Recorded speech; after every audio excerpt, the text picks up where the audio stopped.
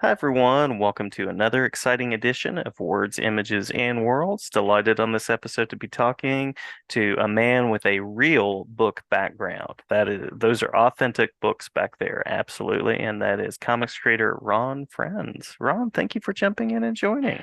It's a pleasure to be with you, Jason. Believe me.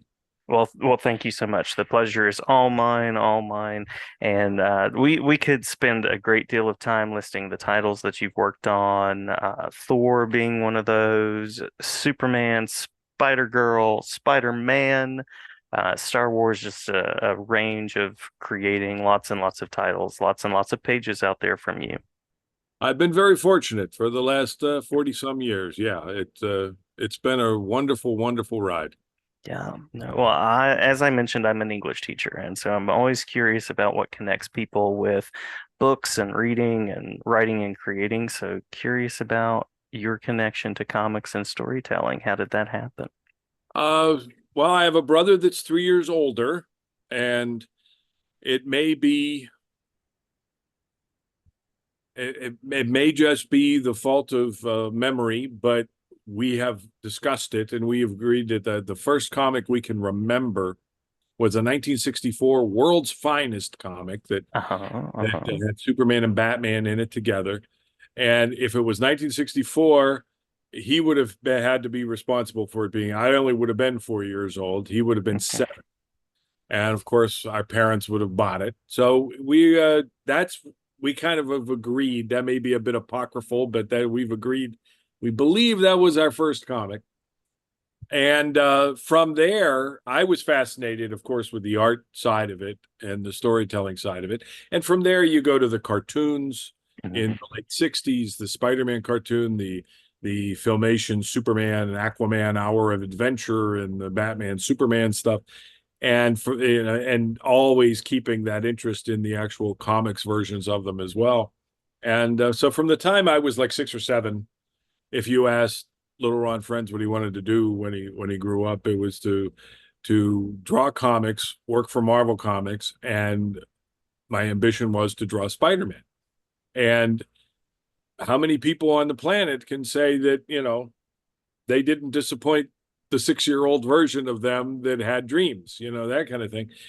So I sometimes do talks at schools about storytelling and about comics in general, and I tell them I tell the kids that your dad may think he's the luckiest guy on the planet, but I want you to go home today and tell him, no, Dad, I've met the luckiest guy on the planet because I feel blessed. I get up every morning, and people say it all the time at checkout lines and stuff, living the dream.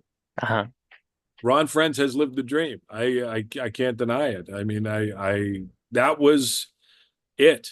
Other kids wanted to be astronauts and professional ball players and things like that. I wanted to draw Spider-Man for Marvel, and by the time I was 24, 25, I was doing it. And it's just been an incredible ride. The one thing I will say is that as a kid, you never think about being on the far end of Mhm. a 40-year career working for Marvel Comics, that kind of thing. You never dream about looking back on a career of working for Marvel and collaborating with all the wonderful people that I've collaborated with and all of my artistic idols that I've gotten to meet and to work with and to become friends with. And it's I cannot overstate what a wonderful, wonderful ride it's been. One of the reasons I enjoy doing interviews like this, Jason, is because it reminds me of how lucky I've been and how Mhm. much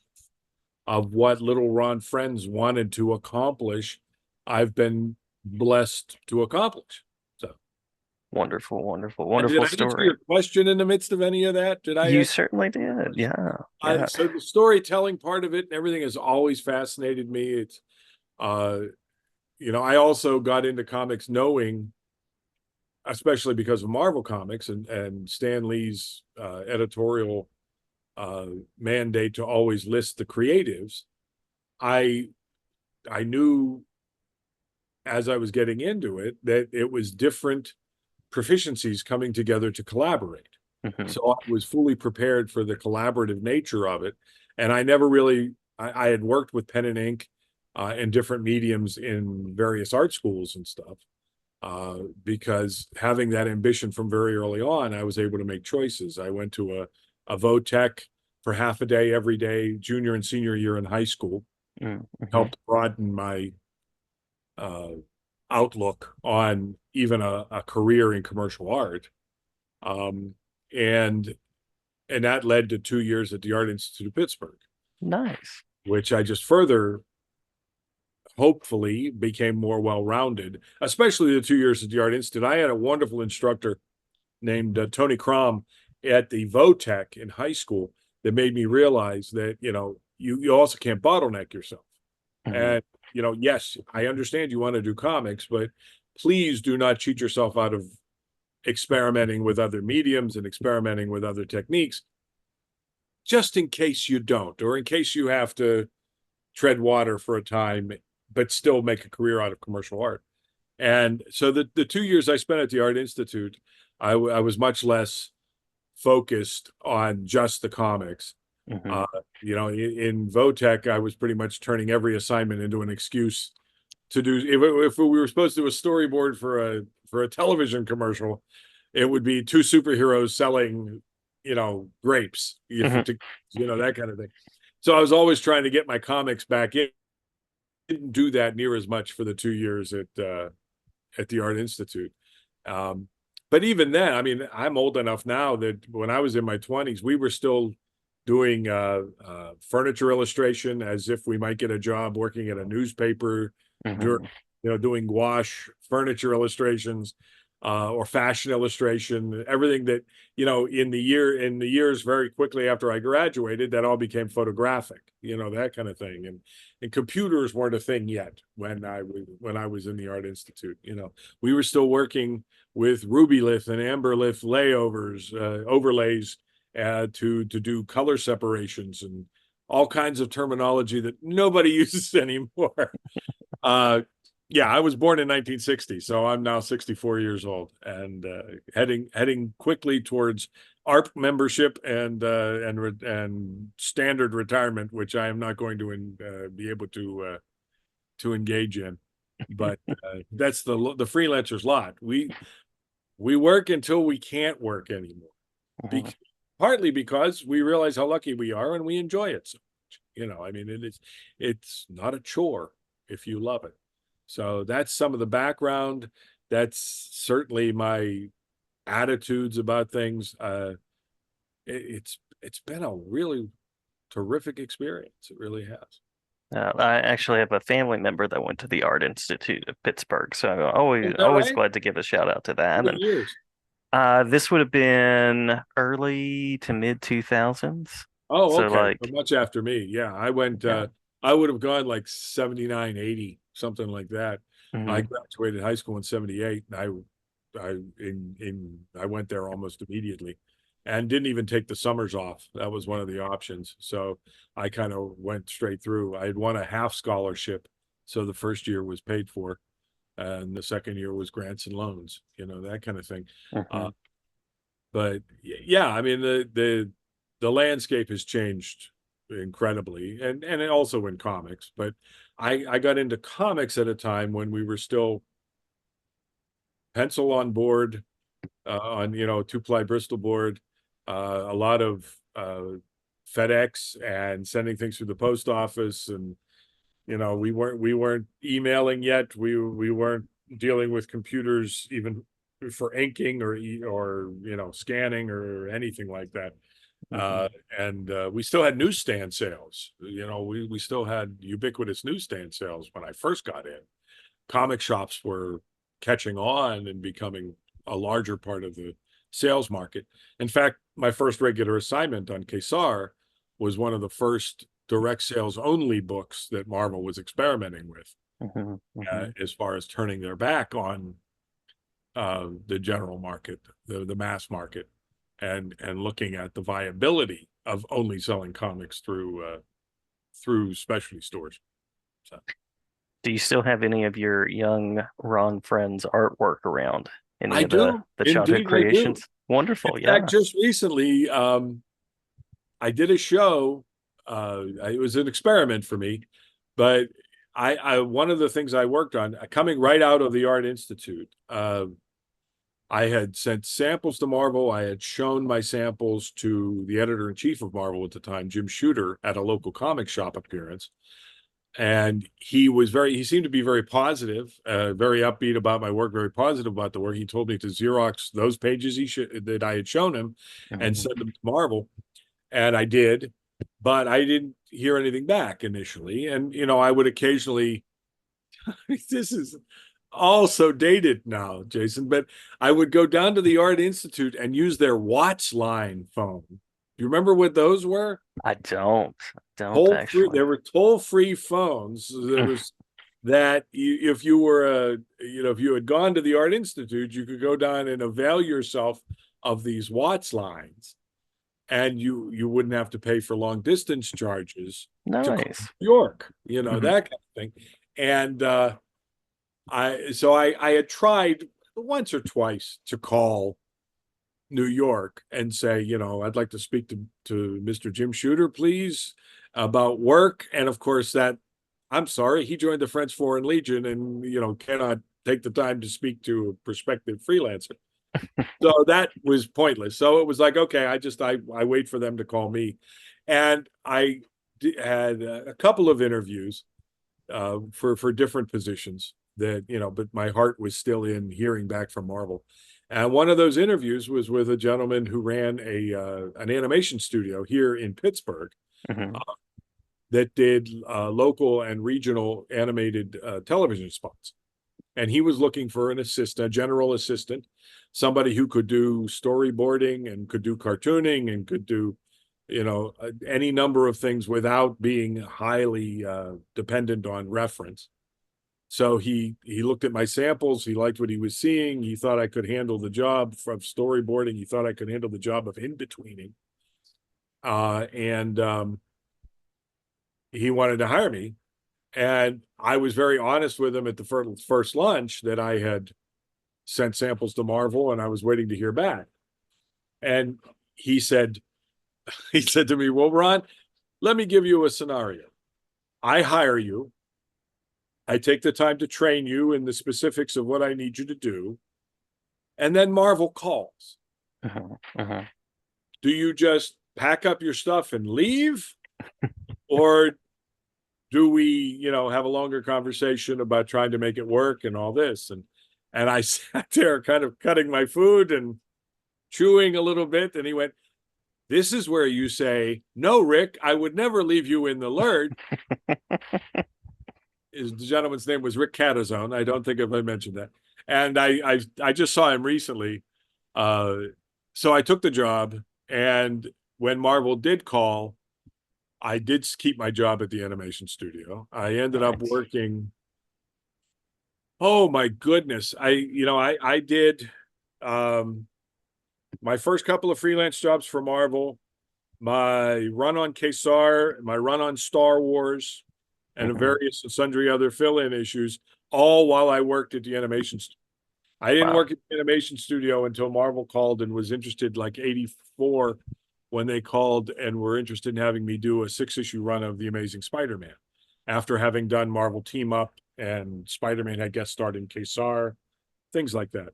So it was then that I finally had that difficult conversation with Mr. Catazone about going full time into comics. Yeah. And I don't think he was in any way surprised or shocked. I mean, certainly when they offer you even a limited run on their masthead title, their their main character that's on all their business cards and all that kind of stuff. Uh, Mhm. I don't think he was surprised at all. And I would still occasionally go back.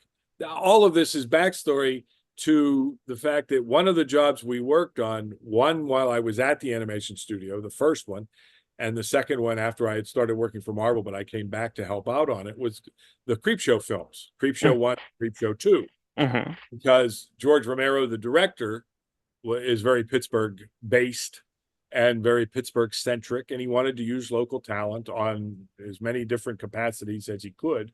So he contacted Animavision, and we did the animated segments in the first Creep Show, and I did some of the art for the title sequence, and I was an animation assistant on that, and we did some little addendums and additions to some of the pages that faded in and out. And for the Nice. second Creep Show, I came back to actually do the comic pages that transitioned at the beginning of each segment.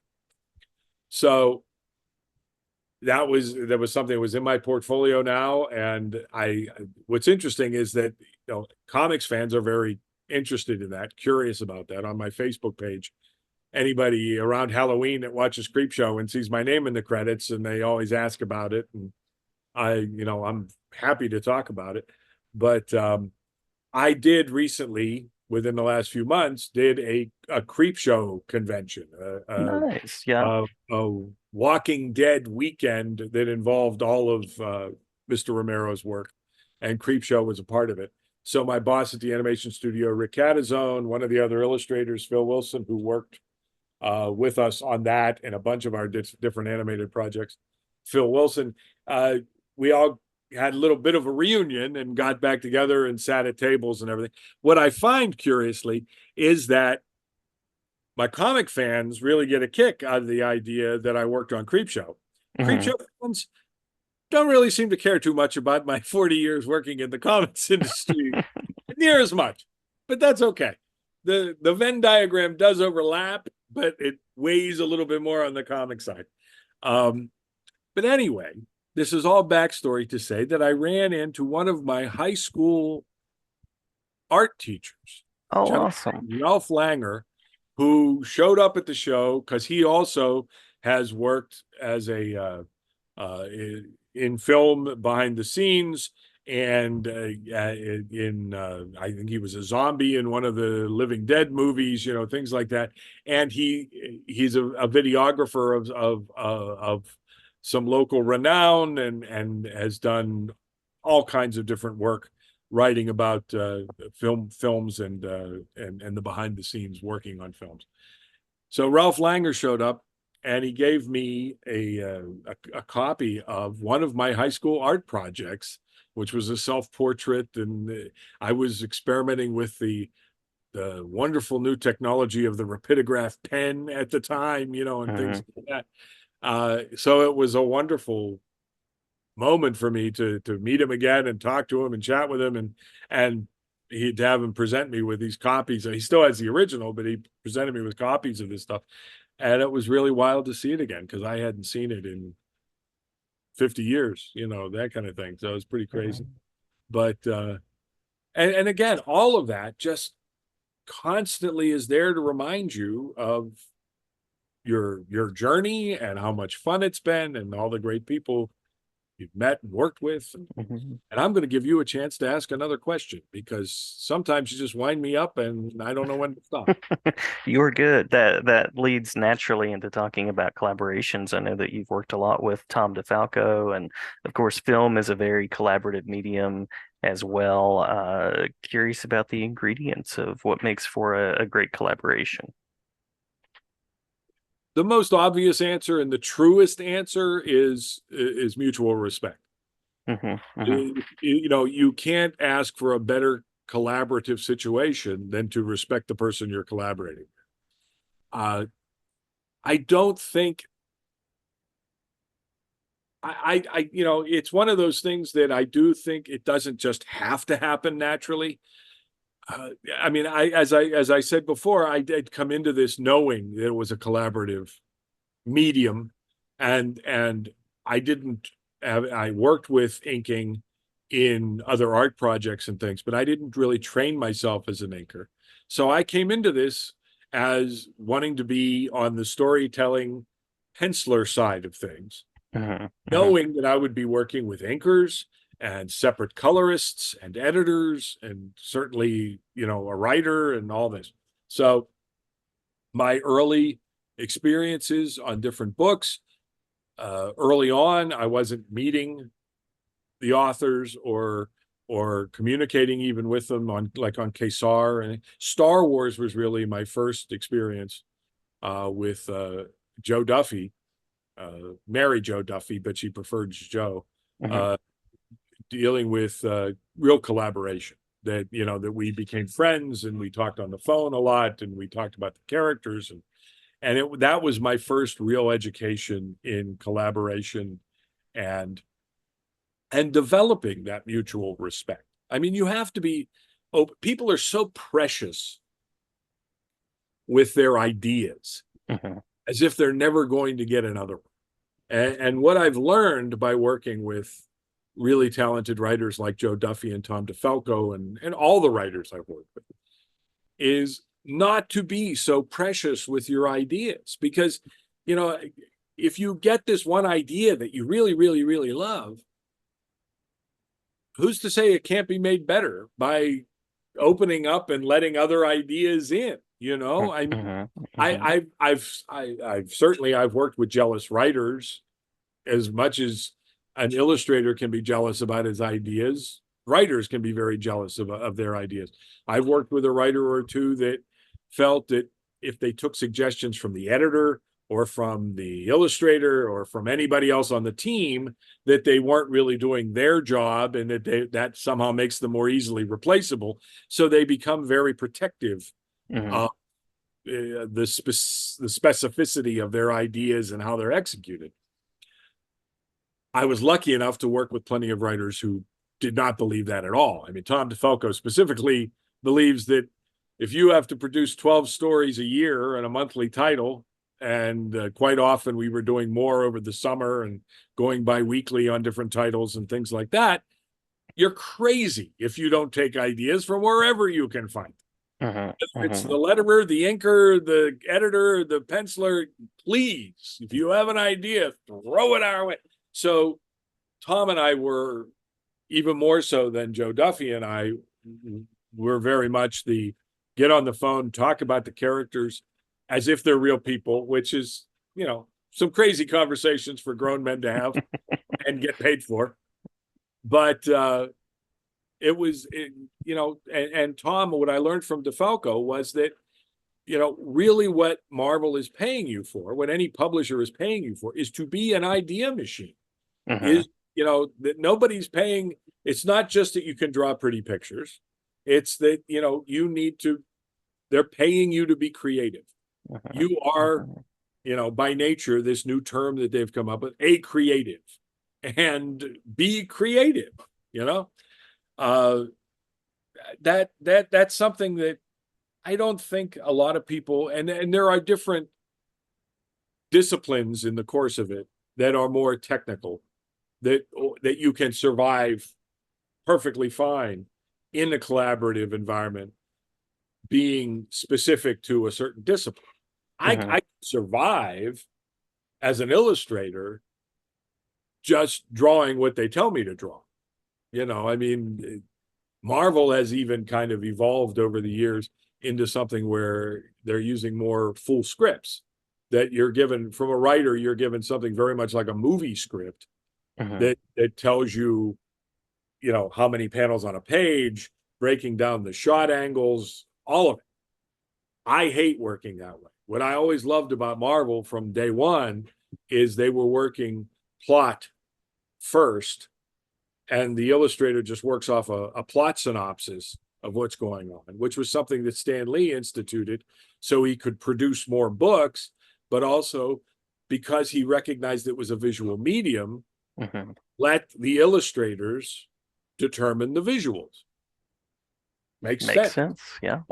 And, some artists and illustrators were better at it than others. Some resented the division of labor, that kind of thing. But others thrived. And I was the guy that I love the idea of being asked not just what I would like to draw or what villain would I like to feature or something like that, but to be involved in the characters and to Mhm. be involved in how they're going to feel about things and how they're going to react and what paces we're going to put them through. And Tom was and Joe Duffy were all very open to that and welcomed that kind of input, and it made it a pleasure Yeah.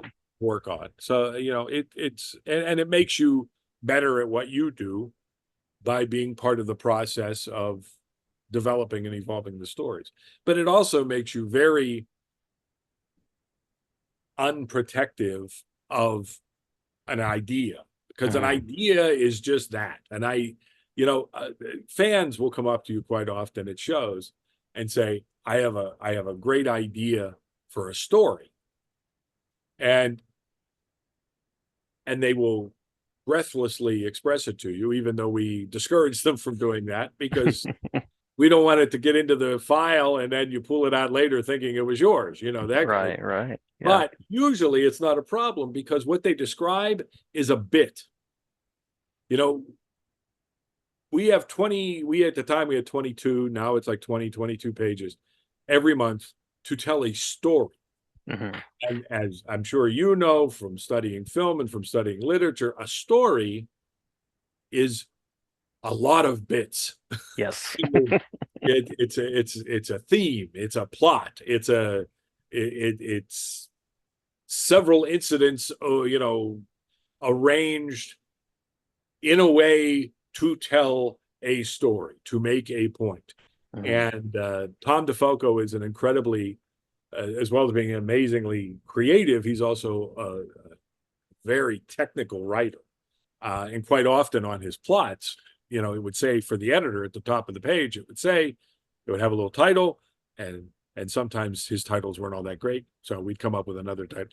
And it would start with the theme of this issue is, and that kind of thing, so that the editor was in on it and could police us as they read the plot as to whether or not we were staying on point, that kind of thing.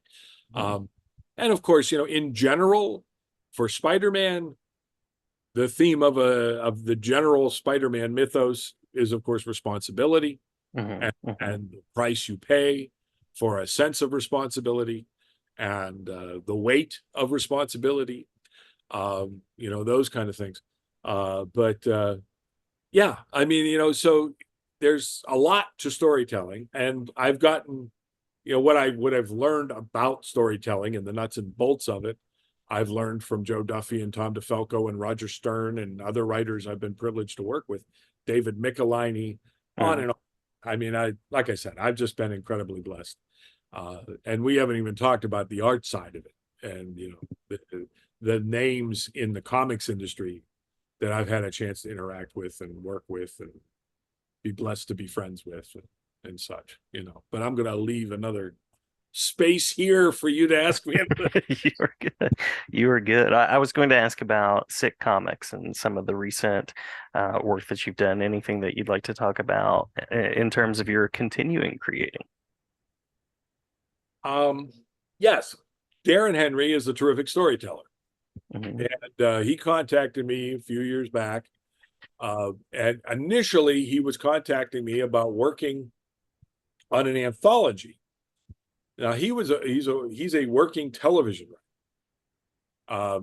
He started in the industry as a behind the scenes assistant on Seinfeld, and has since become a showrunner for several British productions and Hollywood productions for Disney, and is very proficient at writing for TV. And he was always been a comic book fan. He's a 10 or 15 years younger than I am. So he was a child of the 70s in Marvel, and always loved those kinds of comics, and wasn't seeing a lot of that, and was interested in pursuing. So initially he was approaching me about an anthology, one of which would be the Blue Baron, a Mhm. superhero idea. And they all kind of had some sitcom tropes mixed in with the initial idea. They were kind of taking the superhero genre and throwing in some sitcom tropes. So it was covering all his bases and the different aspects that he enjoyed of each. Um, and very quickly it became a line of comics. He started thinking more as individual issues and a line of comics. And initially he wanted to hire Mr. Sal Buscema to be the artist on it. Mhm.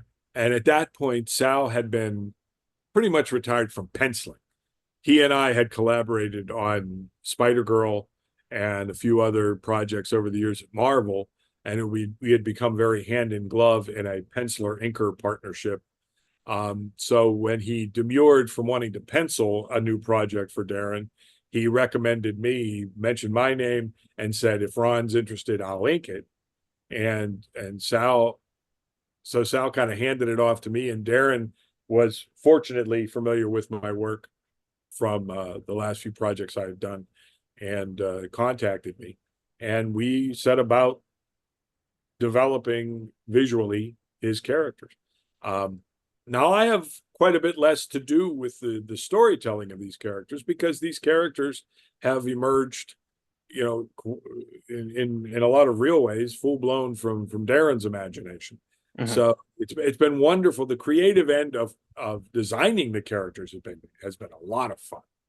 It's been this wonderful creative exercise, because Darren will send me via email all this disparate reference Hmm. of, I'm thinking like boots like this, and maybe a headpiece kind of based on this, and these are the characters' powers, and and even like possibly a top like this, maybe some pants like, and I'm going, okay. And you just try to kind of see what you can synthesize and what elements you can bring in and make it work as a whole. And it's been a heck of a lot of fun.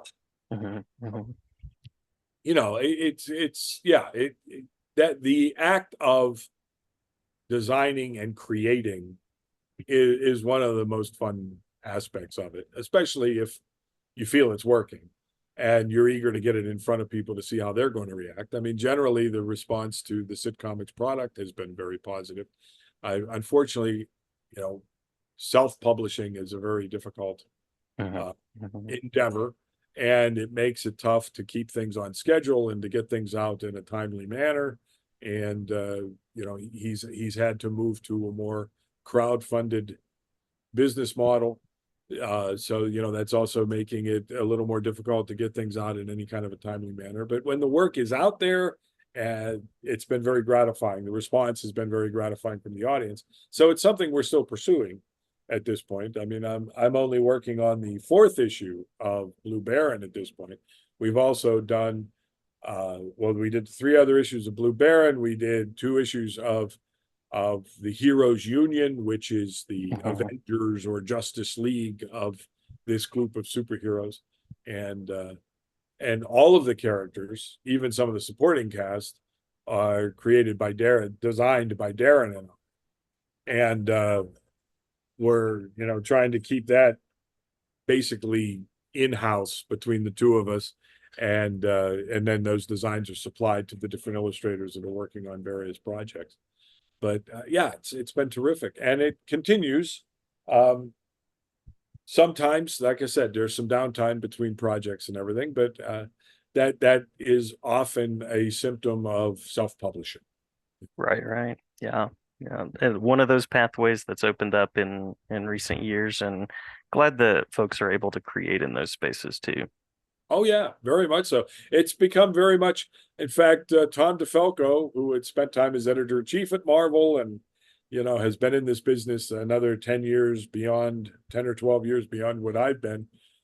He predicted a good 30 years ago or more Wow. that, because there were so many people who wanted to get into the industry that were part of the fan base, that at some point comics would become like poetry.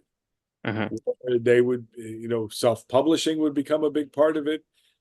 Individual vision would become much more a part of it, and it would be harder to maintain a relationship with creatives on a corporate level, and that it would kind of evolve the way it has. Is one of the many things that Tom DeFalco has been right about over his decades in this industry. So, all credit to Tom and his insights. But yeah, I mean, at this point, I'm still working with sitcomics, as we talked about, but I'm also making a lot of my contributions as in private commissions. Hmm. Uh, People who are now adults who grew up on my work for Marvel over the last 40 years are interested and willing to pay for private commissions of their favorite characters and different situations that I've been involved with over the years. Spider-Man's black costume back in the 80s, or Mm-hmm. Captain America first lifting Thor's hammer in the late 80s, early 90s, or my time on Superman, or any number of characters that I've co-created, like Thunderstrike or the New Warriors, or Mm-hmm. Mm-hmm. characters like that. And it's been very gratifying to be remembered, and to still be desired, and to be able to kind of live off that career that I spent 40 years building, that kind of thing. So.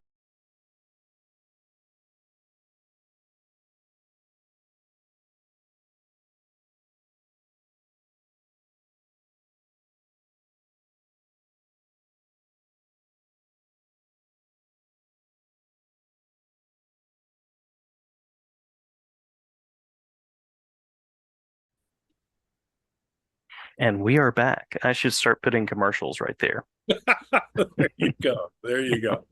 Perhaps some superheroes selling grapes to children. I love it. I love it. Yeah. Uh, well, if I can Google that and find it, it might go there.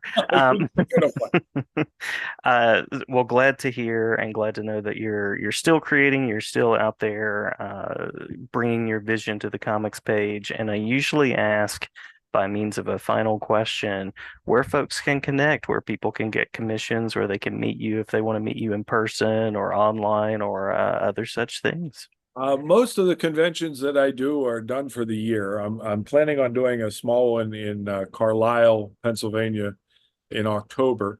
But I did the Heroes Con in South Carolina. I did, I did. There's a big Pittsburgh show every year, the Three Rivers Comic Con. Things like that are already passed this year.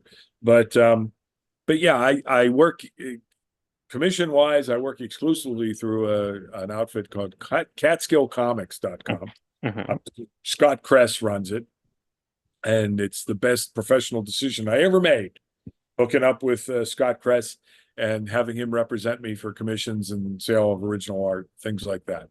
He's terrific, and he runs a wonderful business, and that's become my main source of income. I still do occasionally. I still get a call from Marvel every once in a while to do a cover or a 10-page story, or contribute something. And I still get checks from Marvel because they're reprinting our work like crazy. Mm-hmm. This Mm-hmm. year, it's the 40th anniversary of Spider-Man's black costume, the symbiote that became Venom. So they're reprinting monthly the entire year's worth of Secret Wars comics, and Mm-hmm. the concurrent 12 issues of Amazing Spider-Man from that year, most of which was done by Mr. DeFalco and myself. So, our work is still out there on the racks.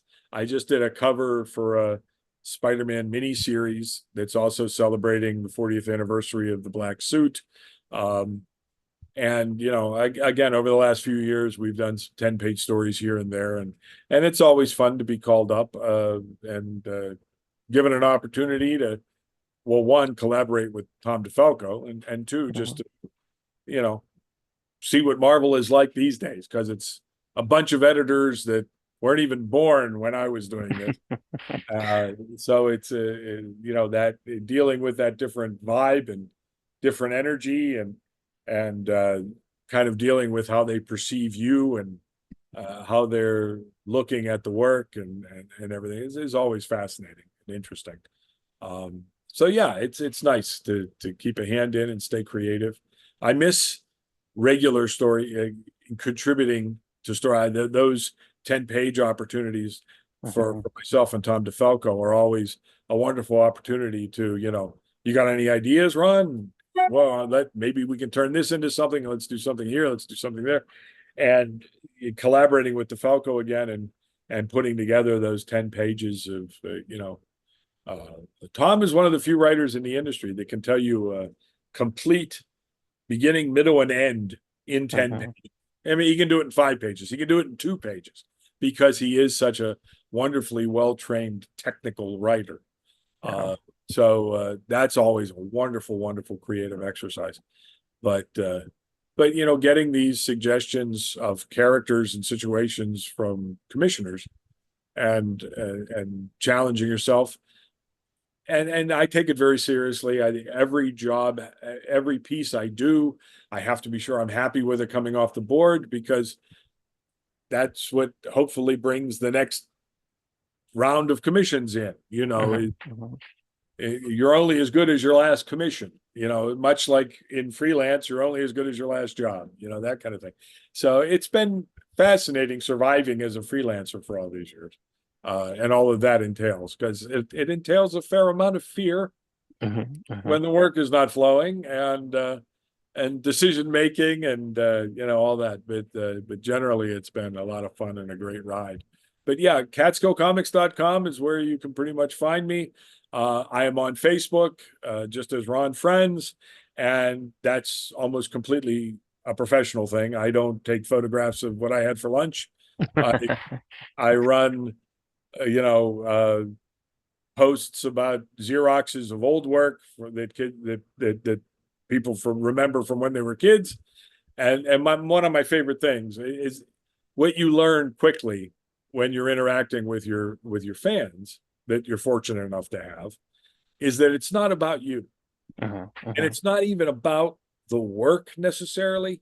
It's about the personal nostalgia of each individual fan. And there's nothing I enjoy more than when I put up the pencil Xerox and the published art of a cover that I did on a book back in the 80s or 90s.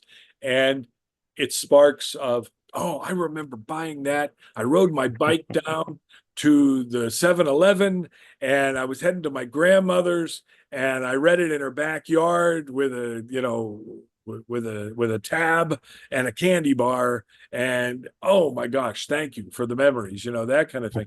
To Hmm. be It's such a privilege to be a part of people's happy memories, their personal nostalgia. And that has been something that I didn't really connect with, except at conventions. I didn't really connect with on a regular basis like I do since I've been on Facebook since 2017. And Yeah. it really brings out the privilege of that kind of connection between the work and people's childhoods and their memories and their connections to their happy times, and it's Yeah. really wonderful, really wonderful.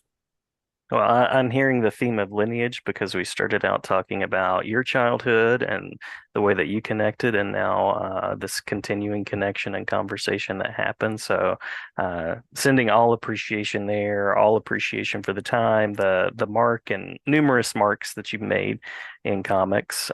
New Warriors being one of those, being one of my favorites. And Ron, thank you so much for the conversation. Glad to have you back anytime. Well, please, Jason, if there's more you'd like to talk about, I'm always, as is obvious from the last period of time here, I'm always willing to talk about it. Yeah, the industry is something that I've really felt privileged to be a part of, and I love talking about anything creative on the creative side of it. Uh, and I hope that it stays a positive place. Hmm. Hmm. Agreed. Sometimes it's one of these things, especially on Facebook, where everybody wants to talk about what they dislike more than when they want to talk about what they love, Yeah. and that's soul destroying. That's very wearying. I'm a Hmm. great audience for any creative endeavor, because I respect the creative input and know how difficult it can be, the process can be, and it's hard to get anything out there to interact with the public. And you at least want to meet them halfway, that kind of thing. And that's what I try to do.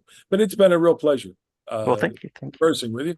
And I'll be happy to do it any other time you want to send me an email. All right. Sounds wonderful. It's Thank you so much. continued The love pleasure's for all you. I mine. love I love what you're doing here, and I hope it continues, and I hope you find great success at it. Well, thank you so much. I appreciate that, and glad to talk again sometime very soon.